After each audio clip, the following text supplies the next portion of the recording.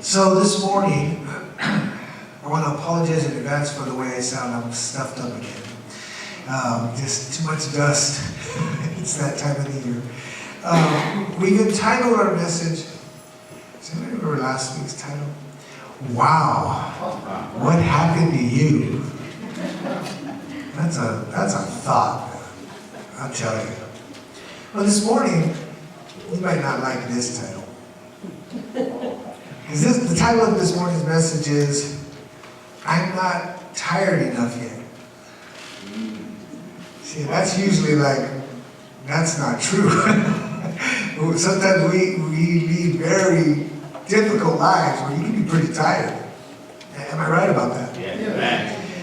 But nevertheless, the message is titled this morning, I'm not tired enough yet. And I can tell you that I first lived this message, and I'm still living it. And this is why it qualifies to minister to us, because God has been ministering this to me for years, teaching me, bringing me back to places where I have to relearn things. And then I'll learn it and I'll move along in victory and success. And then over time, I'll find myself sort of revisiting areas that I should have been past a long time ago, but somehow, some way, I sort of lost track and got right back. And it's time for me to learn again. Has anybody ever been there? Amen. Yeah, that says a lot, doesn't it? It really does. Because that's who you and I are. We're human beings with frail and, fault in our lives. We're not perfect people. And that's what I love about our God's mercy and His grace. He's so in love with us. That floors me. He's so in love with you. This is why I want to promote that. Let's fall in love with Him.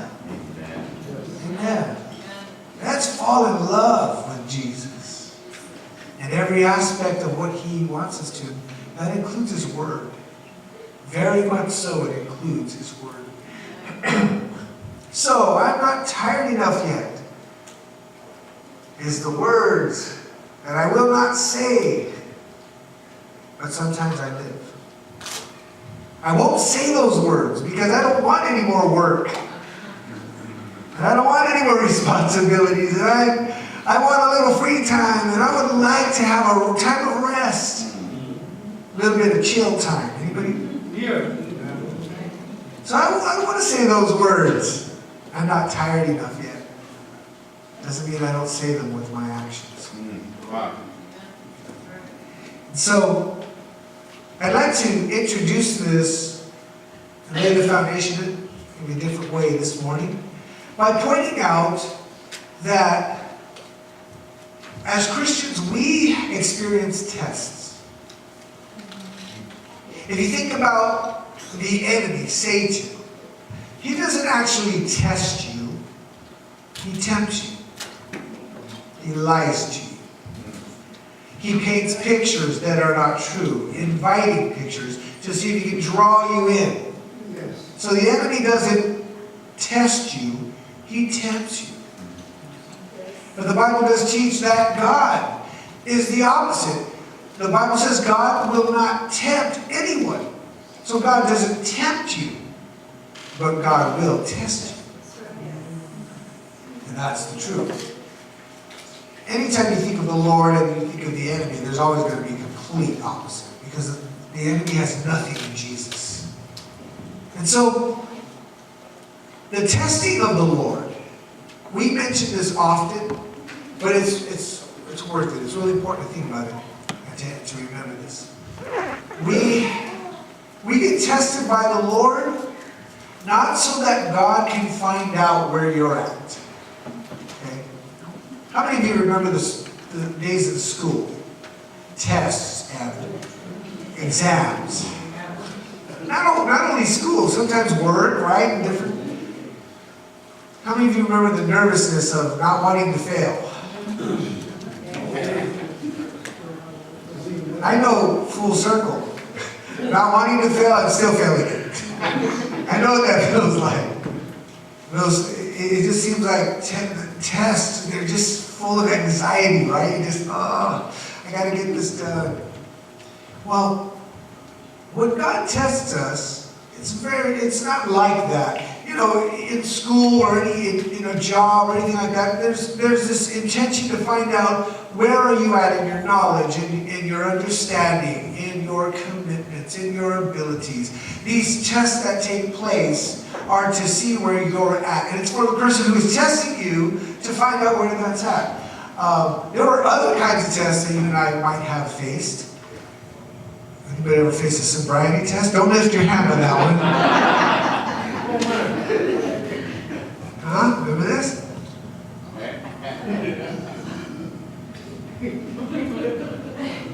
You're all over the place? How about that? Back in the day, I was like, man, I can't do that even if I was, I'm 2 left feet at times. Did I just say I had one of those tests? Okay, let's move on. That's not what I intended to talk about.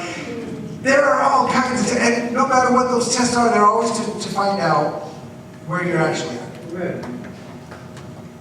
When God tests us, it's not to find out where you're at. He doesn't want to know where you're at because He already knows where you're at. He knows exactly where you're at. He knows the level of the areas of strength in our lives. He knows the areas of immaturity and weakness and where they are at. The problem is, you and I don't always know where our levels are. I've thought about this a lot, and especially in the recent weeks, how when I first started walking with God, I don't know why, it's a weird thing, my memories. I think of my memories of walking with God as a new believer and as, what I call it, like a toddler and then an adolescent and so forth. And I think back, and for a while, my memories were all leaning toward how faithful I was, and how I read my Bible, and how I prayed, and I fought against sin, and I did the work of God. And somehow, the stuff that got moved out of my memory were all the times where I goofed up and had a bad attitude, and I hurt people, and I wasn't faithful, and I stopped reading my Bible for a couple weeks, and stuff like that. So I started reminiscing, and then it's like the Lord says, yeah, don't forget who you were. Because if you forget who you were and where you came from, you will have a dishonest opinion of yourself, and you will that'll equate to how you treat others. Because I want everybody to say the words with me, saying self-righteous. Self-righteousness is when we have a view of ourselves that's higher than it actually is. And so I found myself going, man, I remember I was at everything, every outreach, everything. And God started to remind me, yeah, but do you remember that one time when you had a bad attitude in front of a bunch of people and people were hurt? I wanted to forget about that, God. I wanted to remember how faithful I was. Yeah, well, you remember that time when the pastor was calling for an outreach and a series of outreaches and you didn't show up, and then the following one after that you were judging everybody who didn't show up? Lord, I want to remember those things. Lord, I want to remember that I was awesome for the Lord. So you guys are looking at me like, arrogance. No, it's not arrogance. Well, there's some pride in there, but we do this kind of stuff. Our memories can be selective. We push out of our minds some of the things we don't want to remember, and we want to remember the good things. But I'll tell you right now, when we look back, just think about when you were a little kid, the mistakes we would make. It's because we were little kids.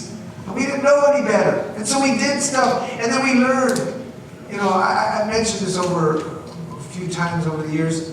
I was a daredevil. I like to call myself a dare angel now. I'm kidding. I was a daredevil as a kid. I broke over 11 bones in my body. At different times. There were times I had a cast in this arm and a cast in this leg at the same time.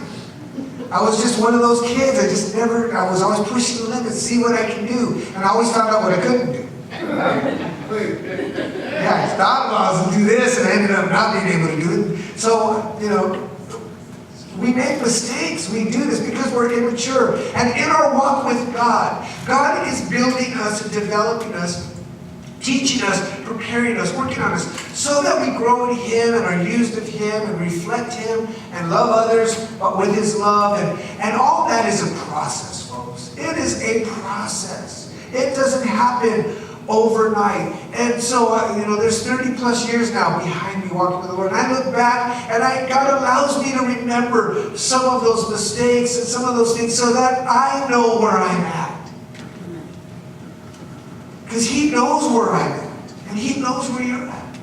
So when God tests you, it is always for the purpose of causing us to grow, to mature, to grow up in the Lord, to be stronger, wiser, better, more humble, more patient. And nobody likes patience. Anybody ever notice that?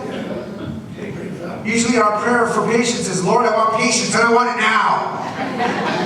Give me patience now. So God knows where we're at. It is us who need to be reminded of where we're at. Specifically, God reminds us of how weak we are when the Word is not in us. Yes. Yet you will see how many times, you may not know me, my habits, I may not know yours. But I'll throw it out there in general. There's an old saying, if you throw a rock in the pack, well I was going to say dogs, but no, in beautiful people, we're not dogs. But if you throw a rock in the pack of a herd or something, the one that yipes is the one that got hit. Right? Now again, I'm not calling dogs. You guys are awesome. That's how you get it. But we'll throw it out there. How many of us really attempt to live for God, yet we really don't read our Bibles that much? And maybe it's because, it just hasn't set in with us that it is the food for our spirit, and it is the wisdom for our walking, and it is the insight when we are in darkness. God's Word illuminates our path, helps us to know what we cannot know without it. Yes. Yet, how many of us fall for the tricks of the enemy? The belief that we can go a few days without really getting into our Bible, really having a time of where we read. Right. We fall for it.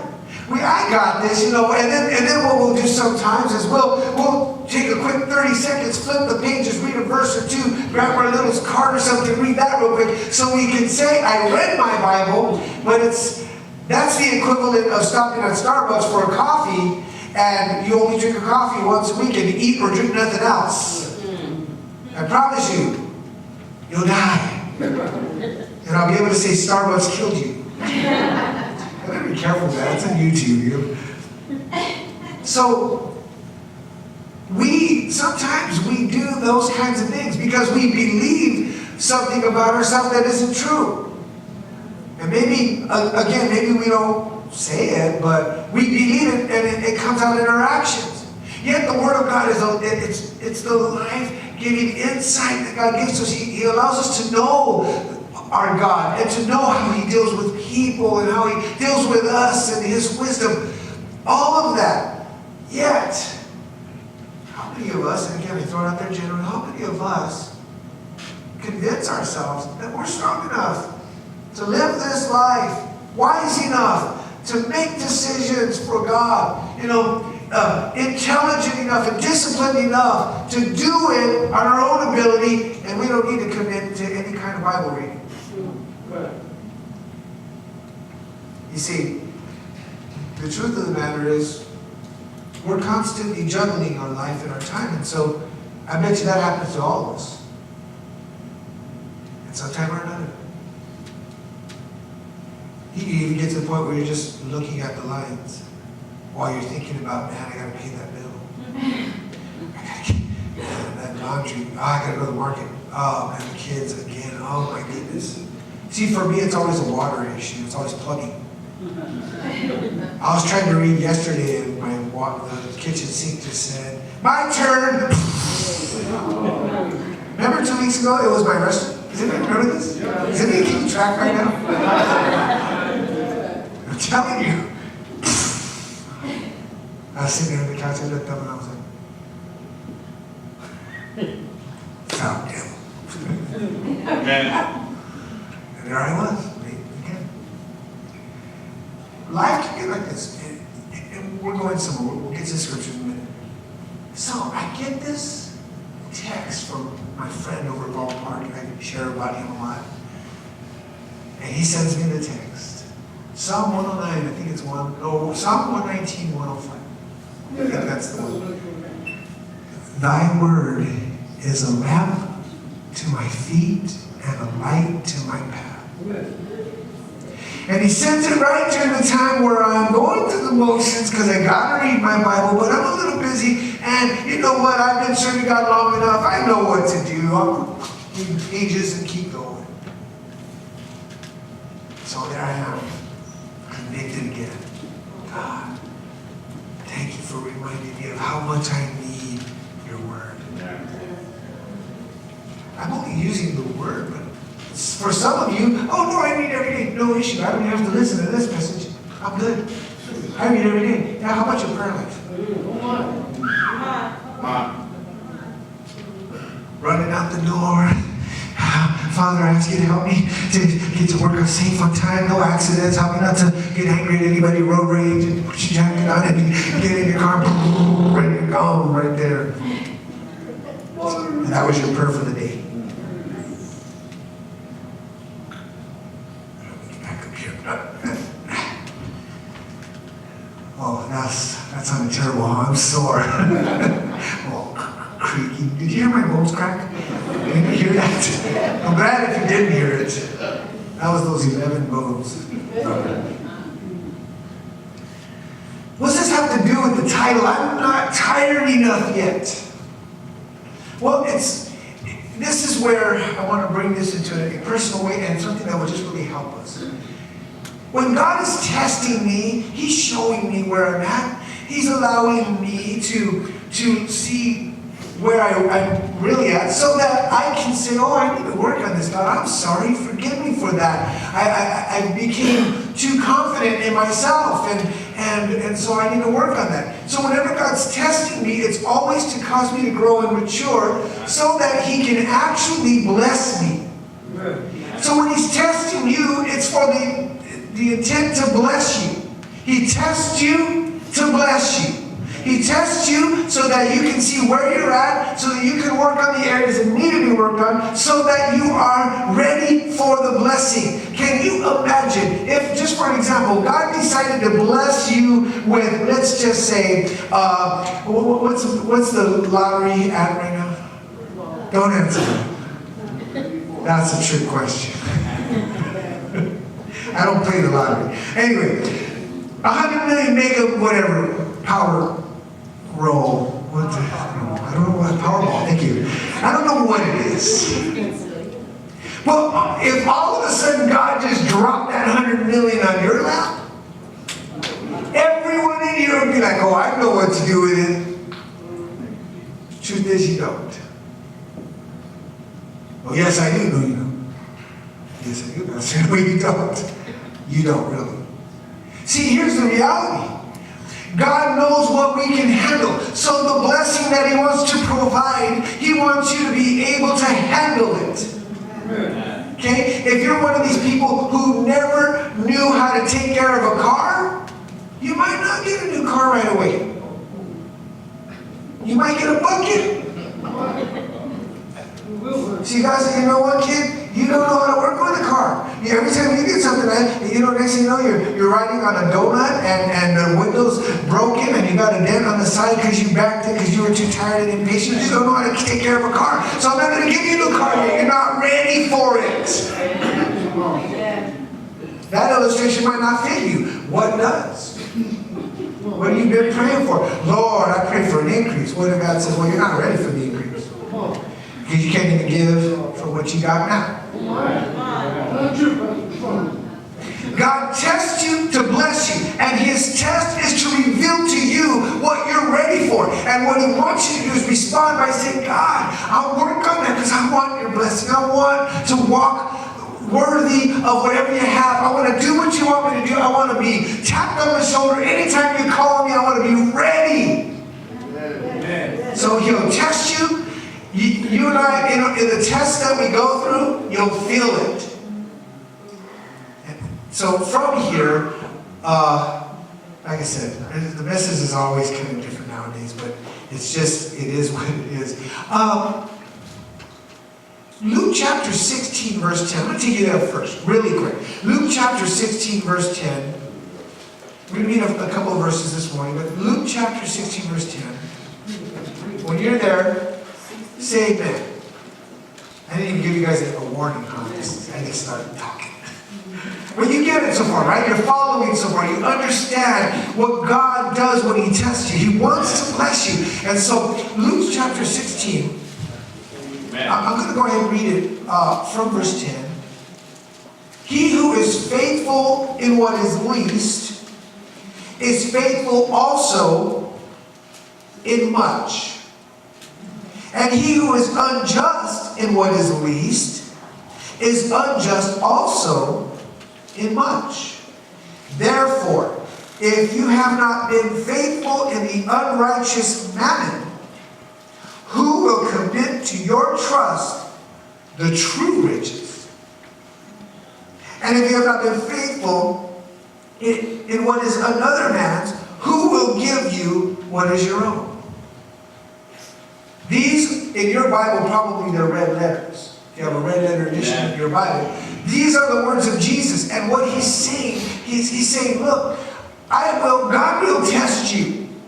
He will cheat you. And the way He will test you is He'll give you a little and see what you do with it. Amen. Yes. He give you a little more if you're faithful with that little. Yes. And if you are faithful still, He'll give you a little more. And a little more. Because He can trust you with it. But He says, if you are unfaithful in the little, then who will entrust you with more? You see that? God will test us to show us where we're lacking so that we can work on it, so that we can receive more from God. Amen. Doesn't that make sense? Amen. So you see tests like that. You see that all the time. Matter of fact, let's go quickly to James chapter 1. James chapter 1. Listen to this. I'm going to jump in right away and start to read. Chapter 1, verse 2. The Bible says in James chapter 1, verse 2, my brethren, count it all joy when you fall into various trials, knowing that the testing of your faith produces patience. But that patience have its perfect work, that you may be perfect and complete, lacking nothing. If any of you lack wisdom, let him ask of God, who gives all liberally and without reproach, and it will be given to him. But let him ask in faith, with no doubting. For he who doubts is like a wave of the sea, driven and tossed by the wind. For let not that man suppose he will receive anything from the Lord. He's a double-minded man, unstable in all his ways. Here's another example of how God will test us. He says, count it all joy when trials come and various problems, because it is the testing of your faith. When stuff happens, even things you don't like, yes, even things that are hard, when God allows it and it is a test, it will reveal to you and I the level of our faith. How do we respond when something difficult happens? Do we respond by faith? Well, Pastor, how do you do that? How do you respond by faith? Well, here comes the problem. It's difficult. It's hard. Do you get up right away and start, you know what, I'm sick of this, and I'm gonna let that person know, and I'm gonna go and I'm gonna get a third job because I need to pay my bills, and God said He's there for me, but He's not really there, so I'm gonna take it all on myself. I'm gonna handle it because God didn't move for me. That is not faith. That is trusting in yourself, your own ability to handle the problem, your own strength, your own wisdom. To respond in faith is to say, I'll do what I can, but anything I can do is simply because of the strength He gave me and the wisdom He gave me. And if He's leading me to do something, I'm going to do that. And if I haven't heard from Him, then I'm going to wait. And if He told me what to do, even if I don't like it. I'm going to do that because my faith is not in myself. My faith is not in my own ability. My faith is not in my own ability to discipline myself, excuse me, or to get it done, or to work hard. My faith is in the God that I serve. And that's why I don't let trials take my joy away. I don't let the struggles of life destroy my walk with Him.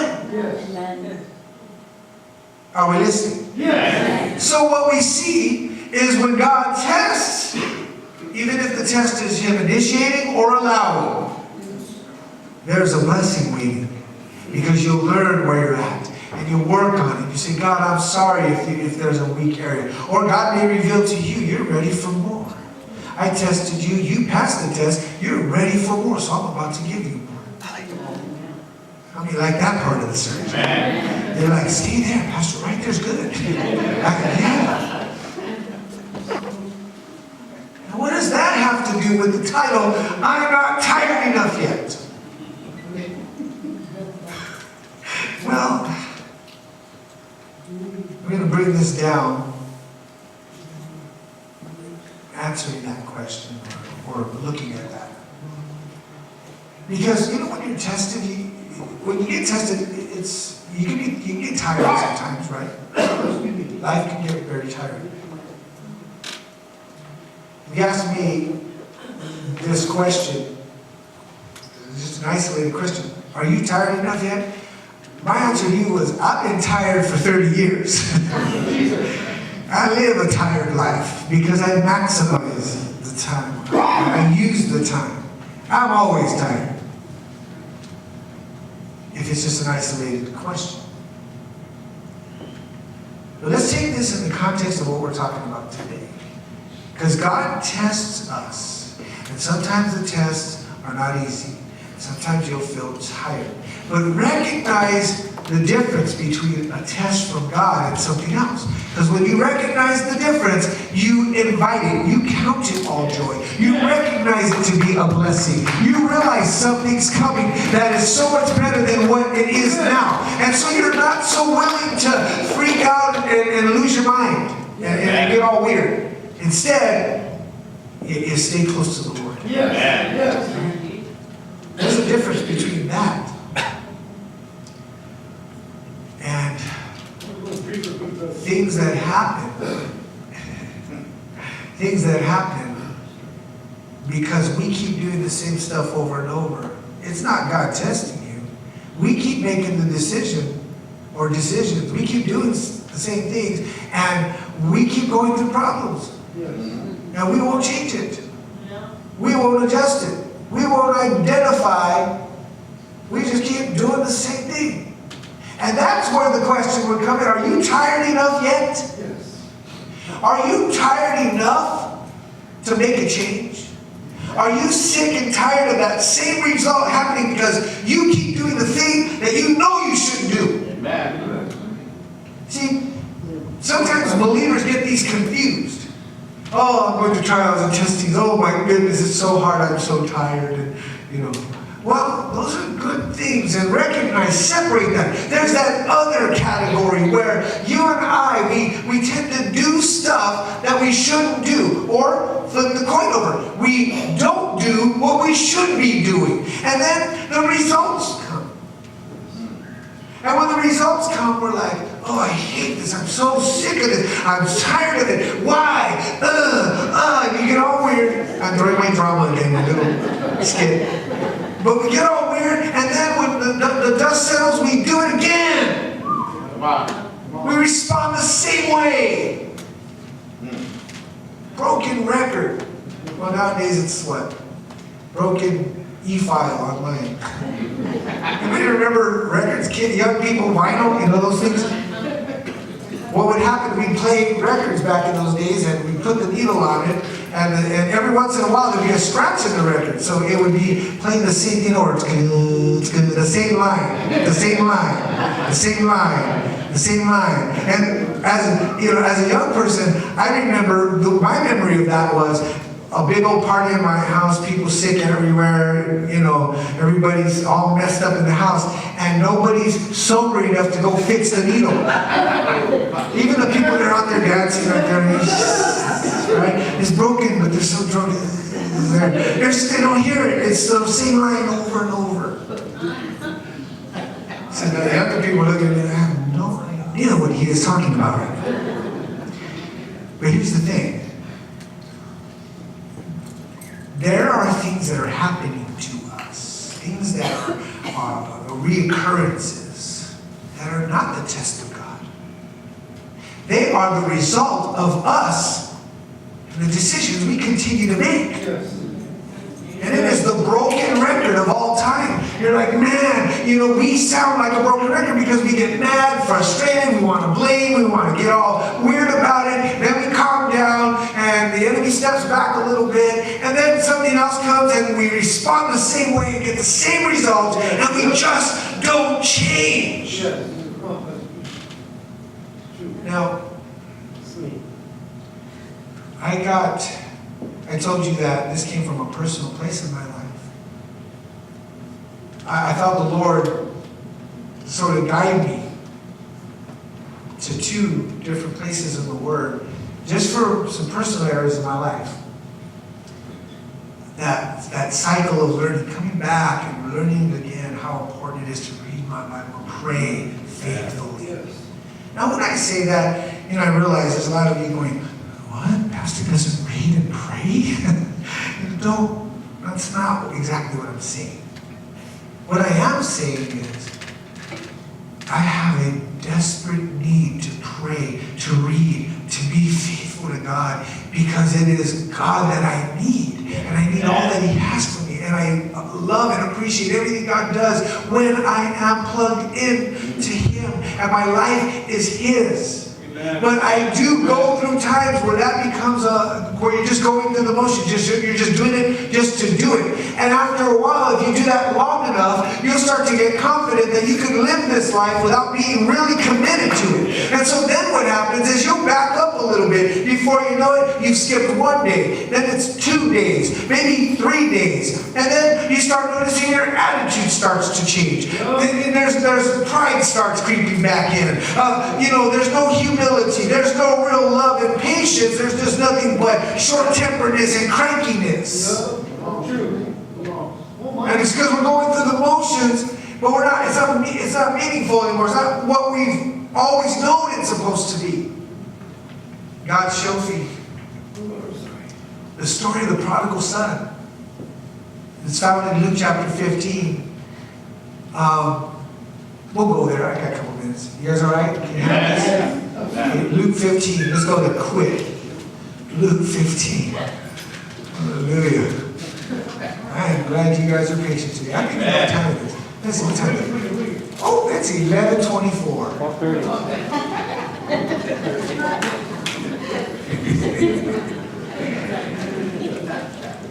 Some people put things on a time limit, and then even if you're still here, no, I'm done listening. Turn it off. Get the whole thing, folks. Luke 15, the story of the prodigal son. When you think of the prodigal son, if you know the story, you think about the father and how he ran to the son. You think about the son who comes back and gets loved by the father, and the ring on his finger and the party's thrown for him. You think about the older brother who had an attitude about it. I've been faithful to you, but he hasn't, and you're going to throw him a party, but you're going to throw me a party. Right? That whole story. But there's one area in the story that God put my attention to. So let me read real quick. 15, verse 11.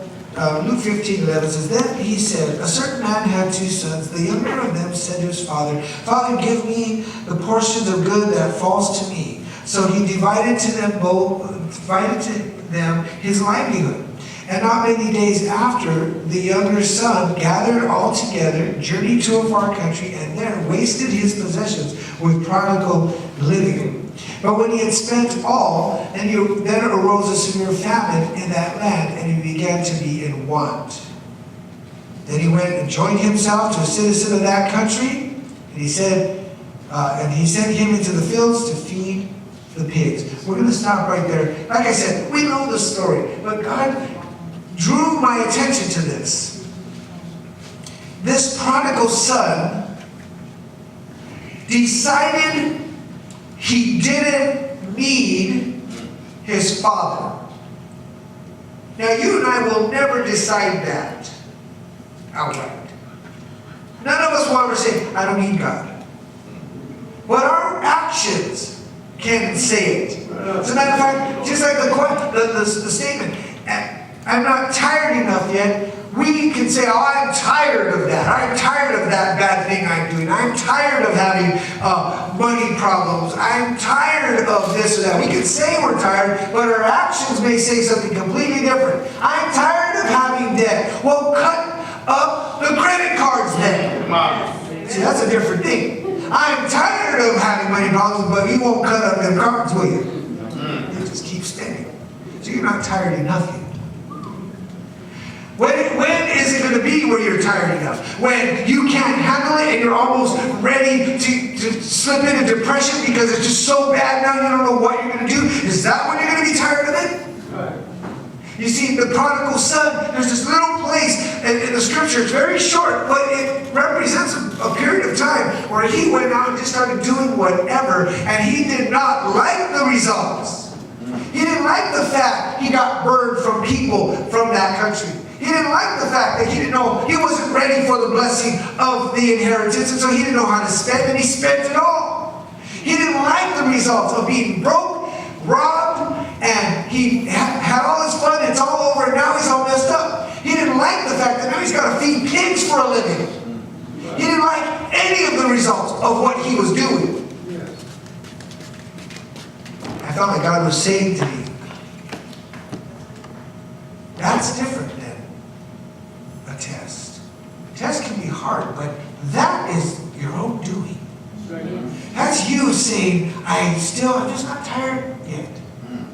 I'm not tired enough of what I'm going through. I'm not tired enough to stop and seek God and say, God, am I the problem? It's like the guy he was like the dad, who one of his kids, I think, put Limburger cheese on his upper lip. And when he woke up, he looked at his wife and said, honey, you smell. Then he got up and he went out in the hallway and he's like, man, kids, you smell too. He went in the living room, this house smells. And he went outside and says, the whole world smells. The reality is, he's the only one that smells. And there are people like that. They're tired of the result. And then it's your fault, your fault, your fault, your fault. And we're not tired enough yet to just take a step back and say, God, forgive me. Is it my fault? Am I doing things over and over, getting these results, hating them, blaming other people, not learning, not growing, and so I'm stuck? Is it me, God? The prodigal son had to go there. It wasn't a test from God. God said, go ahead and learn. There's another person found in Genesis, the early chapters. I'll just quote this quick for time. A guy by the name of Cain. Anybody remember Cain? Yes. Cain and Abel. Cain was the firstborn of everyone. God created Adam and Eve, but Cain was born. Cain, the Bible tells us, in the process of time, Cain offered to God an offering, and God did not approve of it. And Cain got mad. He got upset with God. And God responded to him by saying, hey, Cain, if you would do right, wouldn't you be happier? Wouldn't everything be a little better if you would do right? You don't like the results of what you do, but you're not willing to change it. You're not tired enough yet. I felt like God was reminding me of the difference between me pursuing God, growing, getting tested, learning of my weaknesses, pursuing now in that direction so that I can draw closer to God. The difference between that and just trusting in my own strength, just kind of going through the motions, treating life like whatever, I'll handle it, I'll take care of it, I know what to do, I got it, and making those mistakes over and over, and here come those results, and we just hate those results. But we don't hate them enough. We're not tired enough. So this is the message I felt like God wanted me to share. First, with myself. Tony, is there ever going to come a time when you're just going to realize that you do this and this happens? You do it again and this happens. You do it again and this happens. Is there ever going to come a time where you're going to wake up one day and realize, I got to stop doing that? Amen. Now, how does that apply to you? I'm not sure, actually.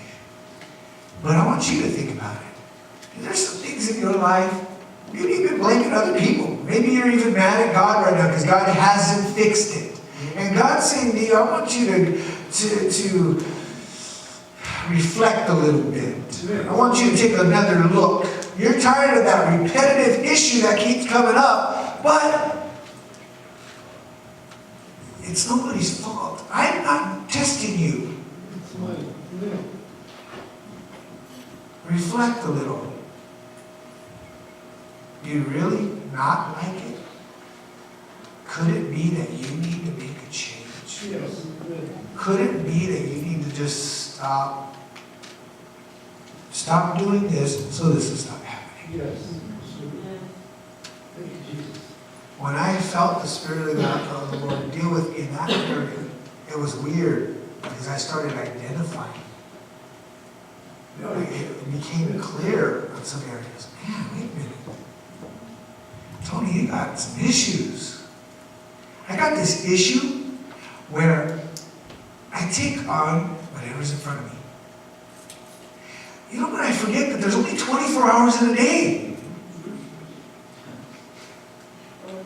And you know, that may not sound bad, but it's bad when you've got responsibilities to people.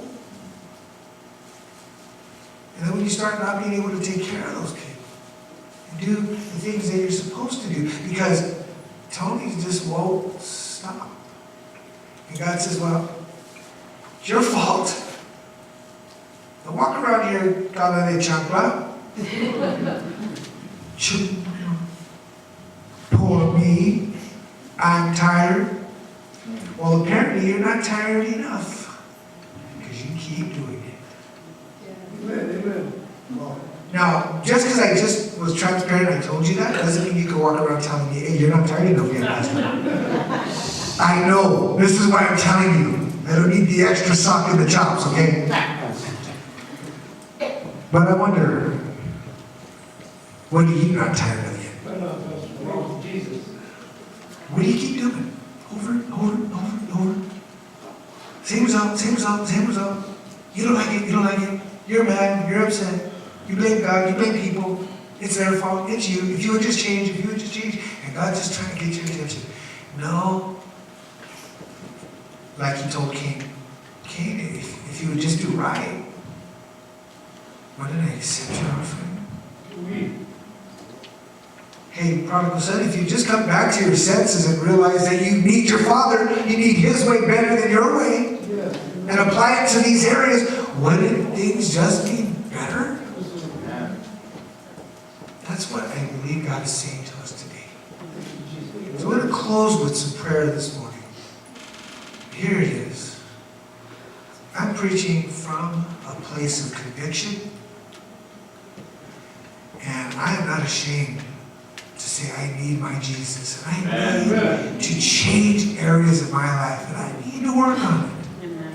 And I need to stop blaming, and I need to stop, being mad and all that. I just need to get my life right. Amen. How many of you, for the next 3 minutes, would be willing to join me in that kind of prayer of repentance? Anybody? Can you identify some areas in your life that you just want to put before God? Amen.